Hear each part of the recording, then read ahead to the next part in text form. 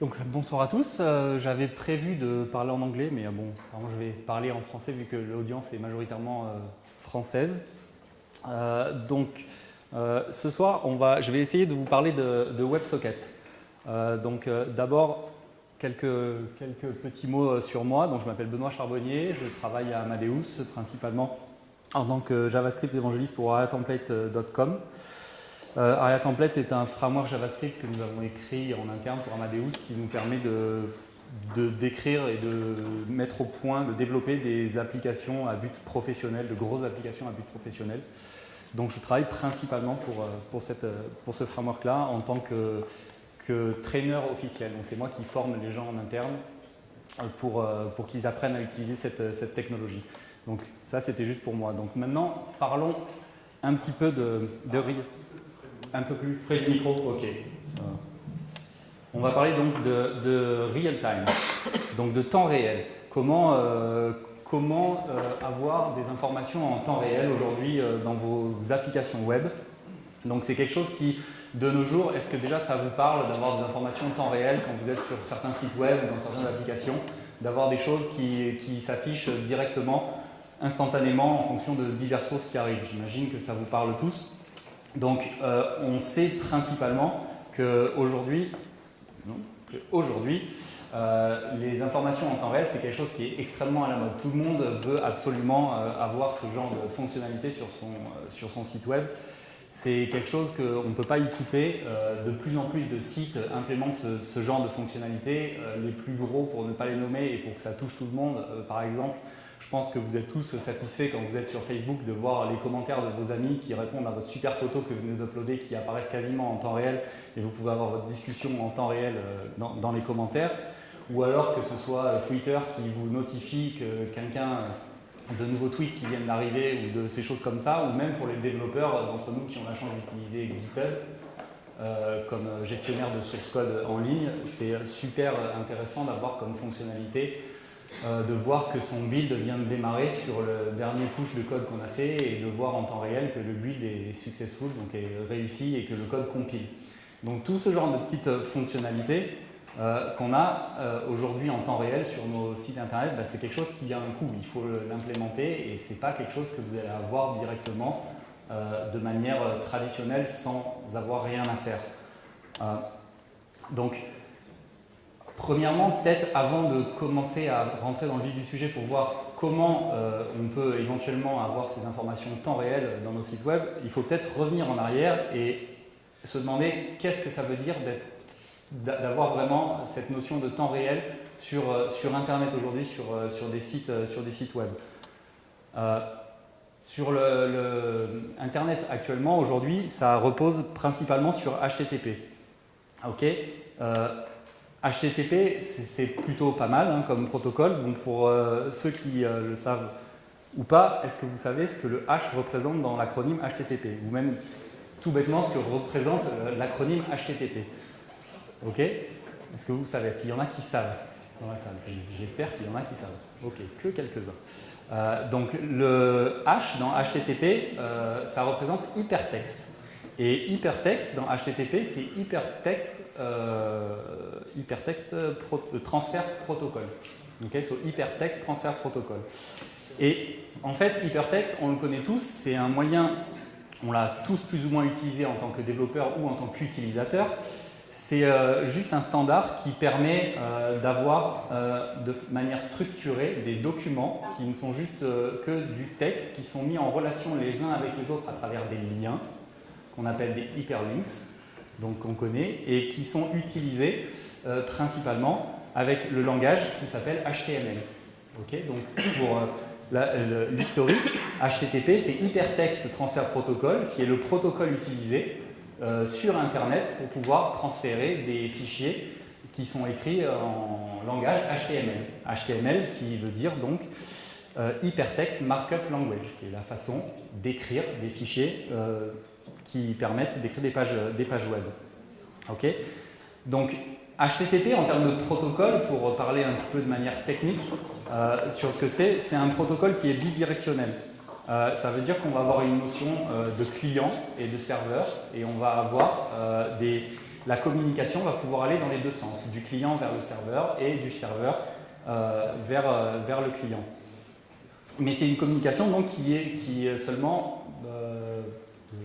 j'avais prévu de faire mon talk en anglais, donc on est half duplex, parce que je ne sais pas là tout de suite comment traduire half duplex.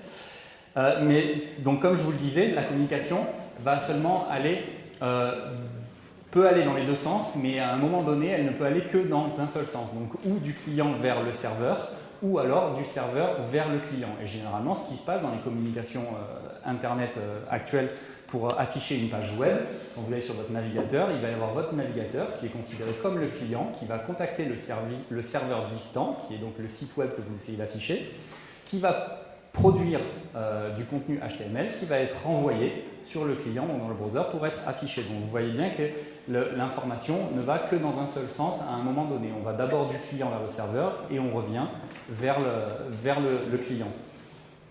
Donc, revenons à nos moutons en essayant de parler de temps réel et comment introduire cette notion de temps réel dans cet environnement qui est HTTP et des pages web avec des sites internet. Comment on fait pour en fait réussir à avoir cette notion de temps réel? Donc, est-ce que vous connaissez le premier mécanisme qui a été mis en place afin d'avoir du temps réel sur un site web? Je suis quasiment sûr que vous le connaissez tous, historiquement. Il est assez simple, c'est le mécanisme du F5 sur votre touche de clavier où vous appuyez sur F5 et vous allez, à chaque fois que vous appuyez, recontacter le serveur afin d'avoir une nouvelle version de la page web qui va s'afficher et vous allez avoir vos informations. Donc historiquement, c'est le premier et historique modèle qui a été mis en place afin d'avoir des informations en temps réel. Donc si vous allez super vite, qui fait faire mal au doigt, vous allez avoir vos informations quasi instantanément, pour peu que le serveur réponde super rapidement. Plus sérieusement, si on en revient à ce qui a été mis en place ces, on va dire, 15 dernières années sur Internet et HTTP, le premier mécanisme qui a été mis en place afin d'avoir cette notion plus ou moins de temps réel, ce qui s'appelle du streaming HTTP. Donc grosso modo, comment ça va fonctionner? Le streaming, c'est que le client va envoyer sa demande au serveur, donc la connexion va être initialisée, le serveur va recevoir la demande du client et va renvoyer des informations au client dès que celles-ci sont disponibles sans fermer la connexion. Okay, donc la connexion va rester ouverte et dès que le serveur a besoin d'envoyer des informations en temps réel au client, il va pouvoir le faire sur la connexion qui est restée ouverte et les envoyer directement au client. C'est ce qu'on appelle le streaming HTTP. Comme je l'ai écrit en bas du slide, c'est quelque chose qui peut éventuellement poser des problèmes si sur toute notre chaîne de nœuds sur lequel pour contacter du client vers le serveur on a des proxys, ces derniers peuvent ne pas forcément apprécier le fait que la connexion reste ouverte pendant une période de temps assez grosse. Le deuxième mécanisme qui a été inventé suite au streaming, c'est ce qu'ils appellent le polling. Donc le polling, c'est assez simple sur HTTP. Ça va être quelque chose où le client, pareil, va faire sa requête et envoyer au serveur. Je veux avoir ces informations-là. Et le serveur va directement répondre ou quelque chose s'il y a quelque chose à répondre ou rien ne répond et le renvoyer directement au client. Suite à quoi le client recommence à nouveau à appeler le serveur. Est-ce qu'il y a des choses nouvelles à afficher? Donne-moi des nouvelles données. Et le serveur sait oui, j'ai des choses nouvelles, il les renvoie au client et on recommence. Okay, donc c'est ce qu'on appelle le polling HTTP. Donc c'est quelque chose qui peut consommer énormément de bandes passantes par exemple, parce que le client va systématiquement et perpétuellement demander des informations au serveur en disant est-ce qu'il y a des nouvelles données, est-ce qu'il y a des nouvelles données, est-ce qu'il y a des nouvelles données. Donc une version un petit peu plus évoluée qui est arrivée après coup sur le Internet qu'on connaît aujourd'hui s'appelle le long polling.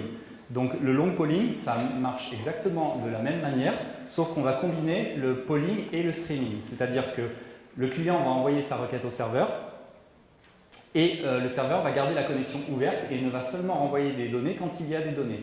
Et dès que le client reçoit cette nouvelle information donnée, il rouvre une nouvelle requête vers le serveur pour à nouveau attendre d'éventuelles informations qui devraient être transmises. Donc on peut voir que ce mécanisme est légèrement plus optimisé parce qu'il va économiser de la bande passante, il n'y a pas de transaction pour rien, on n'a vraiment que de l'information qui revient quand il y en a vraiment. Le mécanisme le plus connu, on va dire, de long polling qui a existé ces dernières années s'appelle BOSH, qui est quelque part le standard qui est derrière la technologie XMPP, qui l'acronyme BOSH signifie, donc il est écrit là sur le slide, des Bidirectional String Over Synchronous HTTP. Donc il fait exactement ce que je viens de décrire, et donc un système qui utilise BOSH par exemple va en permanence n'utiliser que 2 connexions.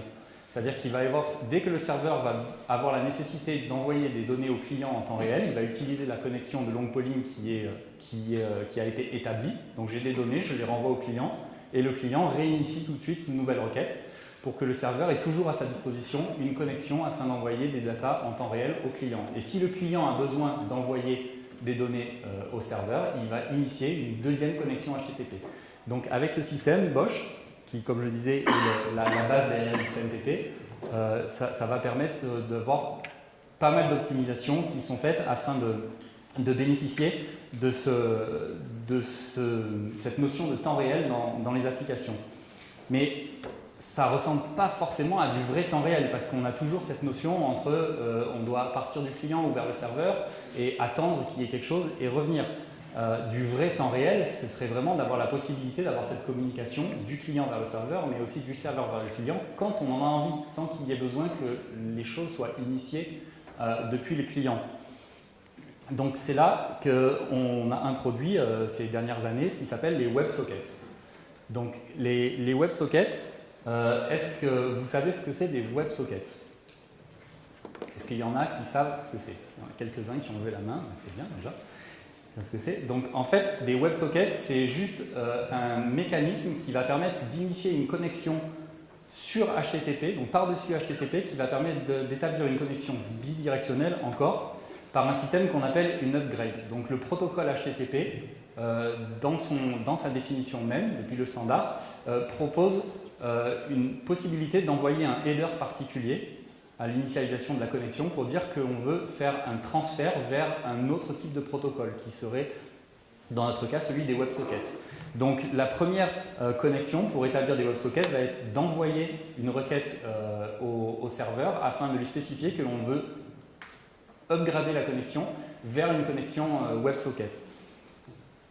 Donc on entre vraiment dans un sujet où on commence à toucher du doigt du vrai temps réel, parce que les données peuvent être envoyées depuis le client vers le serveur ou vers le serveur depuis le client directement en temps réel et sans qu'on ait besoin d'initier cette transaction depuis le client. C'est-à-dire qu'une fois que la connexion WebSocket va être établie, donc il y a un système qui, après l'upgrade, qui va permettre de faire ce qu'on appelle un handshake, où les deux entités vont permettre de se communiquer entre elles et de valider qu'elles peuvent vraiment établir une connexion WebSocket. Et à partir du moment où la connexion est établie, on va avoir accès à ce channel, à ce tuyau de communication sur lequel on va pouvoir envoyer des données dans les deux sens à n'importe quel moment, depuis le client ou depuis le serveur.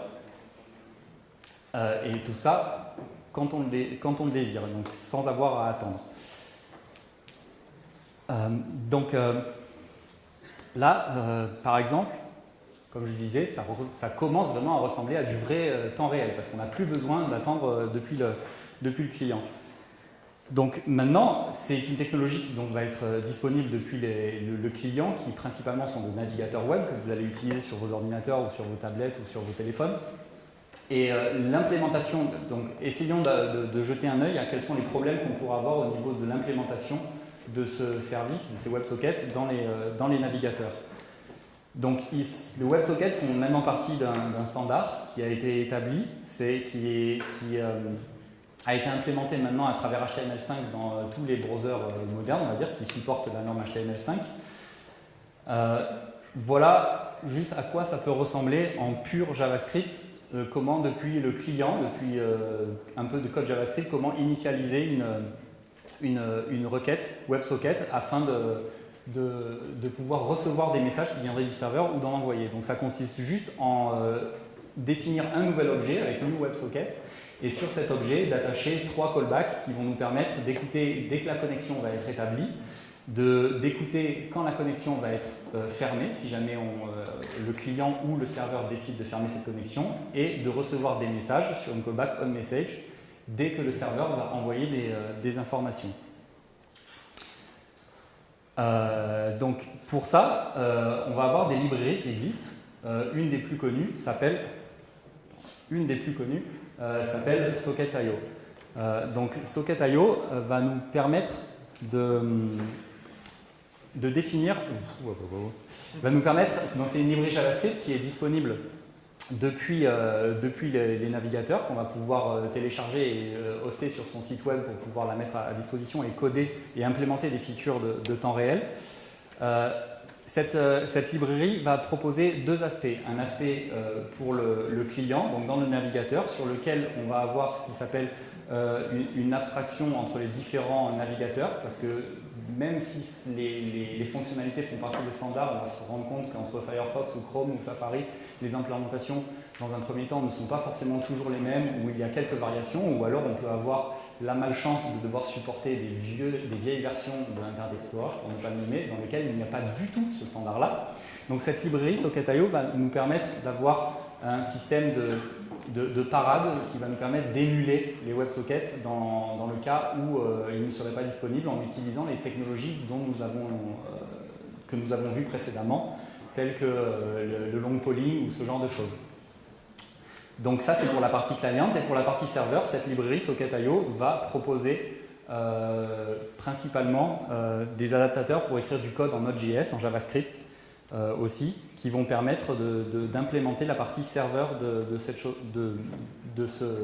cette fonctionnalité que sont les WebSockets. Donc ça, c'est le code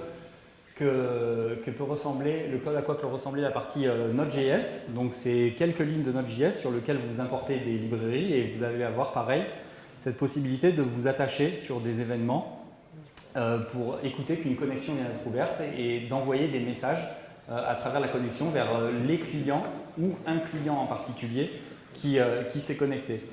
Et ça, c'est la partie client, donc la partie dans le navigateur sur lequel on va avoir juste deux lignes de code où on va pouvoir abstraire complètement toute la partie a-t-on accès à cette fonctionnalité ou pas, et donc ça va fonctionner très bien. Donc là, je vais parler un petit peu de transport. Donc, comme je vous ai dit, si on a la malchance de devoir supporter une vieille version d'Internet Explorer, on n'aura pas accès aux WebSockets qui sont seulement implémentés en première phase dans IE 11, je pense, même pas dans IE 10. Donc cette librairie Socket.io va proposer un système de transport qui va permettre de proposer des solutions alternatives si les WebSockets ne sont pas disponibles, pour passer sur du long polling par exemple.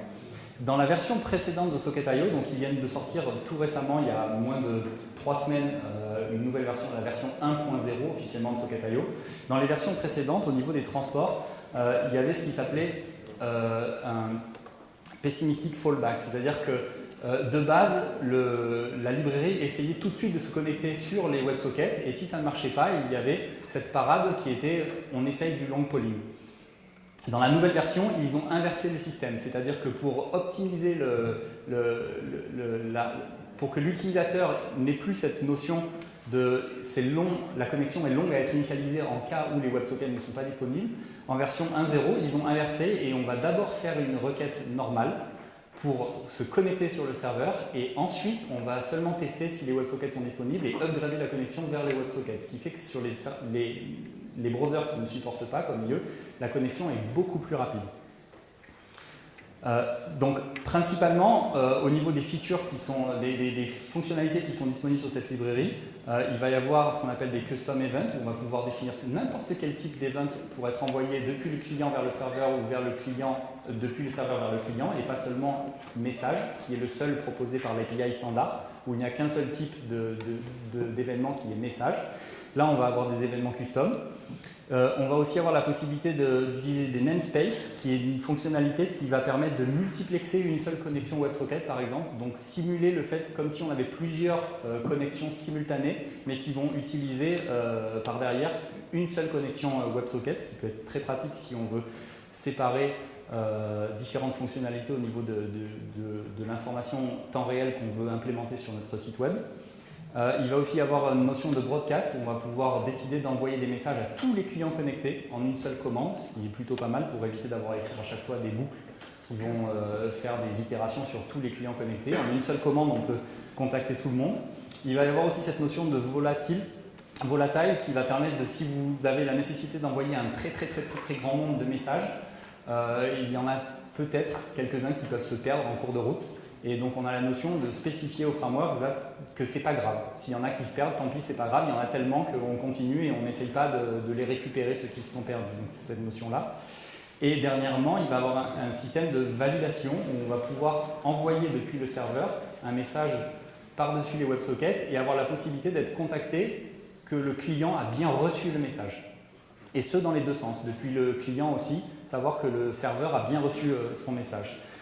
Donc ça, c'était dans l'ancienne version. Toutes ces fonctionnalités sont toujours disponibles dans la version 1.0. En plus, dans la version 1.0, ils ont amélioré pas mal de choses, notamment le support du binaire. Donc maintenant, on peut envoyer des informations en binaire sur un WebSocket. Avant, c'était déjà le cas, mais la connexion devait être initialisée en mode binaire. C'est-à-dire qu'une fois passé en mode binaire, on ne devait envoyer que du binaire. Là, avec la nouvelle version de Socket.io, l'implémentation qu'ils en ont fait, c'est que vous pouvez décider à tout moment d'envoyer des données normalement ou d'envoyer des données binaires. Socket.io prendra le relais pour faire en sorte que pour vous, ce soit complètement transparent. Il y a aussi cette notion de scalability qui va être disponible, notamment grâce à Redis. Vous allez pouvoir avoir plusieurs instances de serveurs de back-end Socket.io pour pouvoir scaler tout bêtement. Donc ça va sauvegarder des informations entre tous les clients qui sont connectés dans Redis et va les redispatcher entre toutes les instances de Socket.io afin d'avoir une plus grande scalabilité. Toujours lié à Redis, il y a cette notion d'interopérabilité. Donc je vous ai dit que Socket.io il est principalement basé sur Node.js pour la partie serveur. C'est plus forcément le cas grâce à Redis maintenant. Si vous voulez avoir la partie qui va gérer les connexions en Node.js, vous pouvez. Et si votre service principal qui fournit votre fonctionnalité est en PHP, ASP, n'importe quoi derrière, vous aurez la possibilité, via des adaptateurs Redis, d'envoyer quand même des données par-dessus WebSocket et récupérer directement ces informations-là. Donc j'avais prévu de vous montrer quelques démos, mais je suis déjà un peu en retard parce que le temps file. Donc je vous conseille vivement d'aller sur le site de Socket.io qui est très simple, c'est http://socket.io et il y a des démos dessus qui sont assez hallucinantes. Je vais vous en montrer une seule parce qu'elle est vraiment assez fun. Où ils ont... bien sûr, il suffit que je dise ça pour qu'elle ne marche pas. Ok, donc je vais aller sur le site de Socket.io plutôt parce qu'ils ont une version en GIF animé de cette fonctionnalité qui est assez géniale. Donc si on va sur le blog, là, donc dans les démos qu'ils ont fait, il y a principalement le sempiternel chat, un chat normal qui vous montre qu'en une vingtaine de lignes de code, on peut avoir un chat. Ah oui, c'est vrai, c'est peut-être mieux si je vous le mettais là. C'est peut-être mieux si je partage l'écran. Voilà, il y a aussi ce qu'ils ont fait, c'est qu'ils ont fait tourner un émulateur en JavaScript de Game Boy sur lequel ils font tourner un jeu Pokémon et ils font le rendu du jeu dans un canvas côté serveur qui stream over WebSocket vers le browser et vous avez la possibilité de vous loguer là, de dire bonjour, je suis Benoît, donc là je n'arrive pas à le faire mais c'est pas grave. Je ne l'ai pas sous les yeux, et vous pouvez jouer en live avec d'autres joueurs à ce jeu Pokémon. Voilà, donc là, ce que vous voyez bouger, ici c'est un GIF, mais si vous allez sur la version web qui est disponible, par un lien, vous pouvez jouer en live à ce jeu-là, qui est exécuté dans un émulateur JavaScript de Game Boy sur un serveur. Et ils ont fait encore plus fort, où ils ont carrément fait tourner un QEMU sur le serveur avec une machine virtuelle Windows XP, dans lequel ils ont tout un mécanisme pour l'envoyer par-dessus WebSocket, seulement les zones d'écran qui ont changé.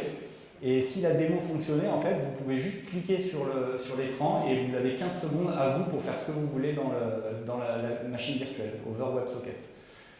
Donc c'est plutôt pas mal. Bon, là, ils ont fait une sorte d'inception où ils lancent eux-mêmes leur démo à l'intérieur de la machine virtuelle dans le truc. Donc, juste pour finir, si je peux revenir à ma qui est je sais plus où, voilà, qui est là. Vous pouviez peut-être aussi vous demander pourquoi j'ai passé toute la présentation avec mon iPad à la main. C'est simplement parce que j'ai changé de slide en utilisant mon iPad, parce que ma présentation est hostée sur un site web qui s'appelle slide.com, qui est, pour ceux qui connaissent, la version hostée de Reveal.js, qui est un framework connu pour faire des présentations en HTML, et qui permet de driver avec un device mobile une présentation par-dessus WebSocket à distance. Donc là, vous pouvez voir que c'est moi qui, en slidant sur mon iPad, qui fait changer les slides qui sont hostés sur un serveur web qui sont affichés sur l'écran. Voilà, et je pense que c'est tout.